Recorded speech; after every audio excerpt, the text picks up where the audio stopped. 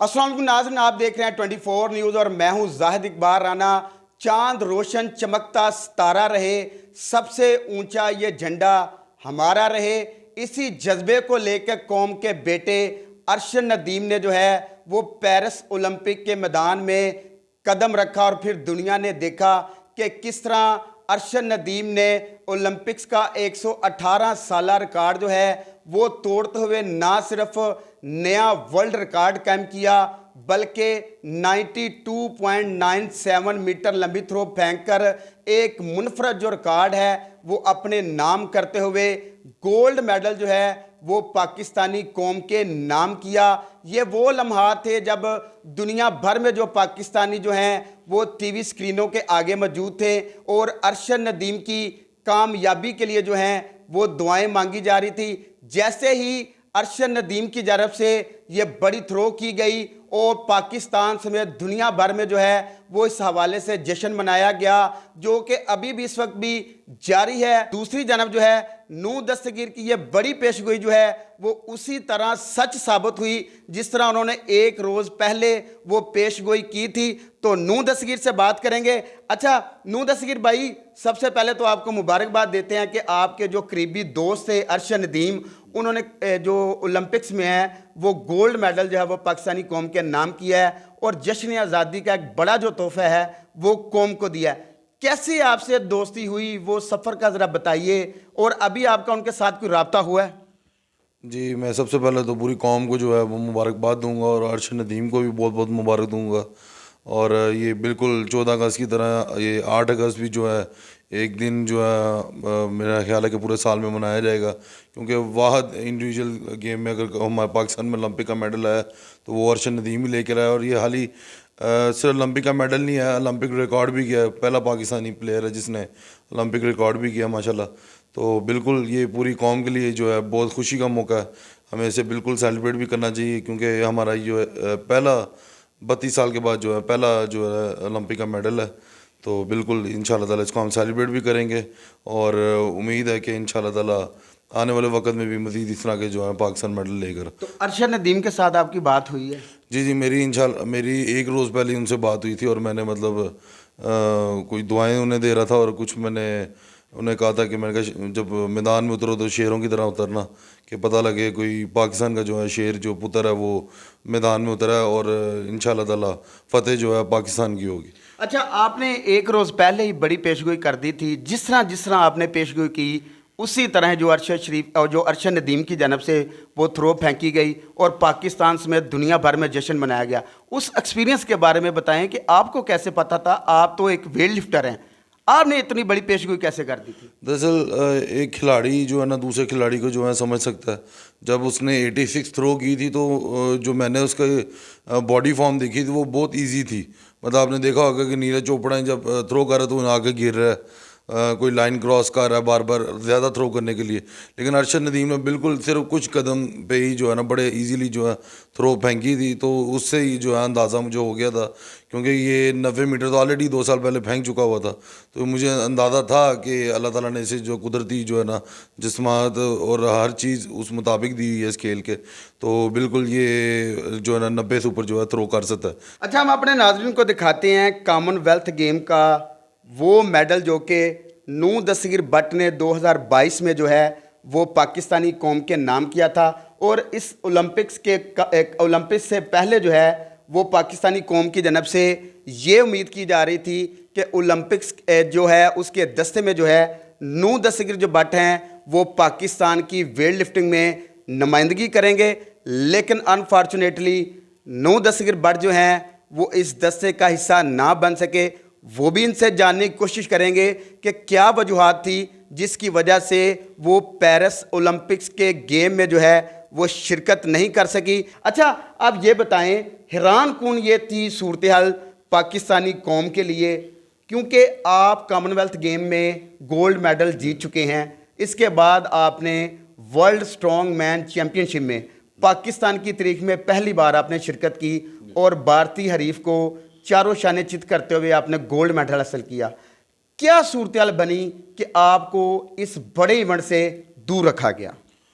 दरअसल 2022 के फ़ौरन बाद ही मैंने ये कहना स्टार्ट कर दिया था कि ये जो तमाम जितना भी क्रेडिट है वो मेरी फैमिली को जाता है। और मेरा ख्याल है कि पूरे पाकिस्तान को पता है कि जो मेरे कोच हैं वो मेरे वाले साहब हैं, और उन्हीं ने ही मेरे ऊपर तकरीबन सारी मेहनत उन्होंने ही की है।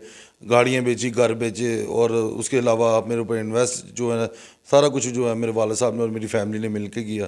तो फिर ये जो अदारे हैं, जो हमारे जो स्पोर्ट्स के अदारे हैं, वो चाहते हैं कि सिर्फ हमारी एंट्री बेच के और हमारी एक टिकट अरेंज करवा के, वो भी स्पोर्ट्स बोर्ड के फंड्स में से, तो चाहते हैं कि हम इनका जो है नाम जो है ना मीडिया पे, सोशल मीडिया पे इनका शुक्रिया अदा करेंगे। ये जो अगर ये ना होते तो हम जो है ना मतलब यहाँ पे मतलब खेल ही ना सकते। तो बिल्कुल ये चाहते हैं कि हम इनकी जो है ना सिर झुका के इनके सामने चलें। तो हमारे वाला साहब ने हमें जो है सिर उठा के जो है चलना सिखाया। जो बंदा अपने मुल्क के अंदर ही जो है सिर जिस प्लेयर का झुका दिया जाएगा, वो किस तरह सिर उठा के इंटरनेशनल लेवल पे मेडल जीतेगा या अपने मुल्क का नाम रोशन करेगा। तो बिल्कुल मैं इनकी जो सिर झुकाने पे जो है ना एग्री नहीं था। ये चाहते थे कि हर जगह इनका नाम लिया जाए। इन्होंने इसी इशू की वजह से इन्होंने जो है ना मेरा ओलंपिक कमेटी की तरफ से, IOC की तरफ से स्कॉलरशिप भी था 30 लाख का, जो कि वो भी इन्होंने मेरा रोक दिया। और जिस बिना पे मैंने पेरिस ओलंपिक के लिए क्वालिफाई भी करना था, तो इन्होंने वो भी रोक दिया पाकिस्तान ओलंपिक एसोसिएशन ने। इवन के पाकिस्तान ओलंपिक एसोसिएशन की भी इसमें सारी इन्वॉल्वमेंट है, क्योंकि वो खुद ये जानती थी कि ये बंदा जो है वो क्वालिफाई कर सकता है, वो इस लायक है, लेकिन इन्होंने बिल्कुल भी कोशिश नहीं की कि इन मामलात को ठीक किया जाए।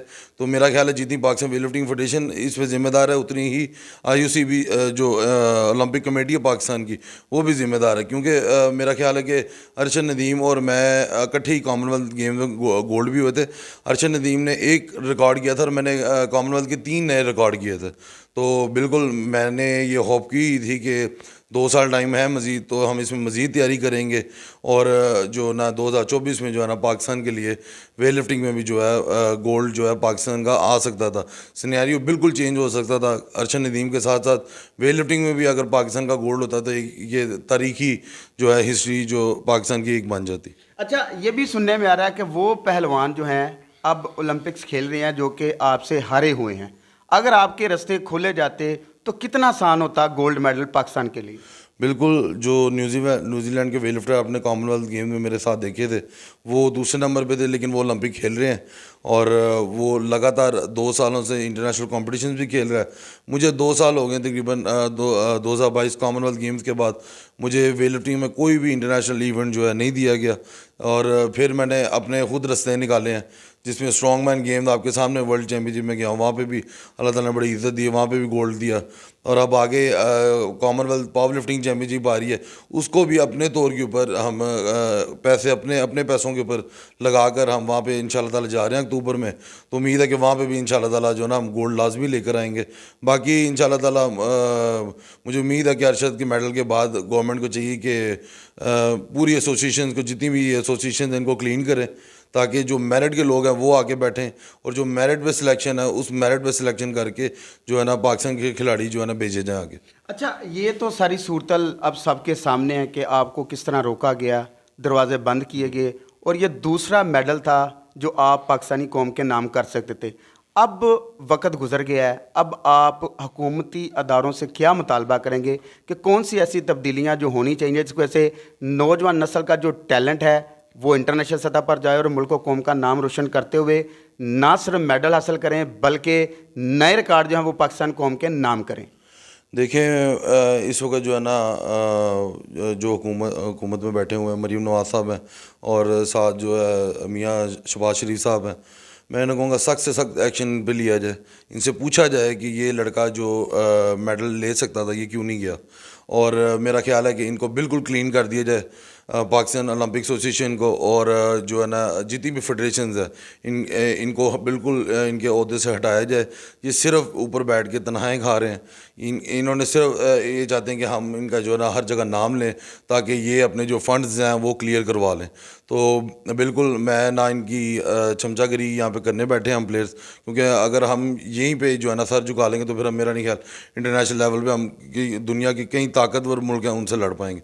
तो इनको चाहिए कि बिल्कुल इन जितने भी अहदेदार हैं इनको हटाएं, जो मेरिट पे बनते हैं उनको लाकर जो है ना वहाँ पे बिठाएं कि उन्हें पता हो कि एक प्लेयर को, एक इंटरनेशनल लेवल प्लेयर को किस तरह ट्रीट किया जाता है। अब उस नौजवान नस्ल को आप क्या पैगाम देंगे इन तमाम तर मामलात के बाद?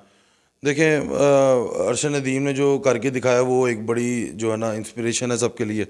तो जो प्लेयर्स ये कहते हैं कि ये फैसिलिटेट किया जाए, ये सारे मामलात किए जाएं, तो बिल्कुल ये एक चीज़ ज़रूरी होती है फैसिलिटेट करना, लेकिन मेरा ख्याल है कि मेहनत सबसे ज़्यादा ज़रूरी है।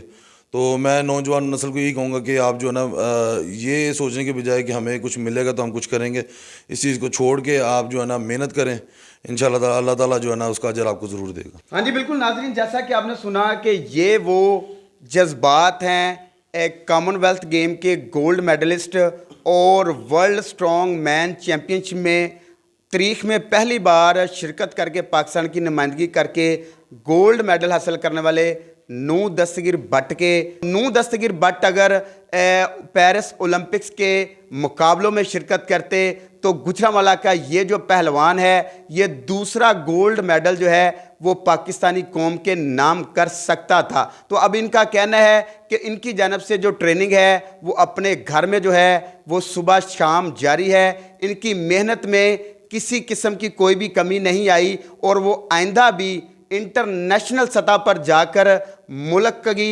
नुमाइंदगी करेंगे और सब्ज़ हलाली परचम लहराते हुए मज़ीद जो गोल्ड मेडल्स हैं वो पाकिस्तानी कौम के नाम करेंगे।